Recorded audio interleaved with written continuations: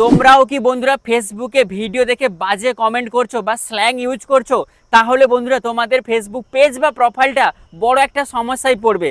কারণ একজন দাদা ভাই একটা ফেসবুকে বাজে ভিডিও দেখেছিল এবং খারাপ লাগার ফলে একটা বাজে কমেন্টও করে দেয়। ওই কমেন্টের ফলে কি হয়েছে, ফেসবুক পেজে প্রোফাইল হ্যাজ সাম ইস্যু এসে গেছে এবং প্রোফাইল গ্রোথ অ্যাড রিস্ক এই সমস্যাটা এসে গেছে। দেখো এখানে মোবাইলের স্ক্রিনে দেখো প্রোফাইল গ্রোথ অ্যাড রিস্ক এই সমস্যাটা এসে গেছে। এখন এই সমস্যাটা সলভও করতে পারছে না, তাই আমার সাথে দেখা করতে এসেছে। তো কিভাবে সলভ করবে আমি ডিটেলসে বলে দিব। তার আগে এখানে দেখো বন্ধুরা, বুলিং অ্যান্ড হ্যারাসমেন্ট, মানে বাজে কমেন্ট করার পরে ফেসবুকের কাছে একটা বুলিং বা হ্যারাসমেন্টে কমেন্টটা চলে এসেছে। ফলে এখানে দেখতে পাচ্ছ ফেসবুক এখানে কমেন্টটাকে রিমুভও করে দিয়েছে। তো এর ফলে কি হলো, তোমাদের ফেসবুক পেজে ক্ষতি হলো, তোমাদের ফেসবুক প্রোফাইলেই ক্ষতি হলো, যাকে তুমি কমেন্ট করছো ওর ক্ষতি হচ্ছে না। বুঝতে পারছো? তো তোমরা কখনোই বন্ধুরা ফেসবুকে কোনো খারাপ ভিডিও দেখে বা কারোর কোনো পলিটিক্যাল ভিডিও দেখে তোমরা বাজে কমেন্ট করে দিবে বা স্ল্যাং ইউজ করবে, এতে তোমার ফেসবুক প্রোফাইলে বা পেজে ক্ষতি হবে, ওর ক্ষতি হবে না। ফেসবুকটা তো জাস্ট আমি এন্টারটেইনের জন্য ইউজ করছি, ফেসবুকে কি আমি ইনকাম করছি নাকি? কিন্তু যখন তোমার মনে হবে যে না আমি ফেসবুকে কন্টেন্ট মানে ফটো ভিডিও রিলস আপলোড করে ইনকাম করব, তখনই তোমার ফেসবুক পেজে প্রবলেম এসে গেছে।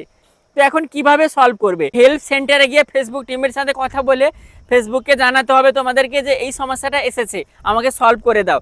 বাট যদি সলভ না করে দেয় তাহলে বন্ধুরা শেষ মেসে তোমাদেরকে একটা ফেসবুক টিমের কাছে রিপোর্ট করতে হবে। রিপোর্ট কিভাবে করবে আমি ভালো করে তোমাদের দেখিয়ে দিচ্ছি এবং রিপোর্টে তোমরা কি লিখবে সেটাও আমি তোমাদের ভালো করে বলছি। রিপোর্ট করার জন্য বন্ধুরা আমাদের আসতে হবে, এখানে বন্ধুরা আসবে দিয়ে একটু নিচে স্ক্রল করবে, এখানে একটা অপশন দেখতে হবে হেল্প অ্যান্ড সাপোর্ট। তো এখানে রিপোর্টে প্রবলেমে যাবে, দিয়ে এখানে নিচে কন্টিনিউ টু রিপোর্টে প্রবলেমে ক্লিক করবে, দিয়ে একটা ফেসবুকের কাছে একটা রিপোর্ট ক্রিয়েটিং হচ্ছে। রিপোর্টটা ক্রিয়েট হওয়ার পরে এখানে ইনক্লুডে ক্লিক করবে, দিয়ে তোমাদের যদি পেজটা থাকে পেজ সিলেক্ট করবে, যদি প্রোফাইল থাকে প্রোফাইল সিলেক্ট করবে। এখন দাদা ভাইয়ের প্রোফাইল আছে তো প্রোফাইলটা সিলেক্ট করেছি।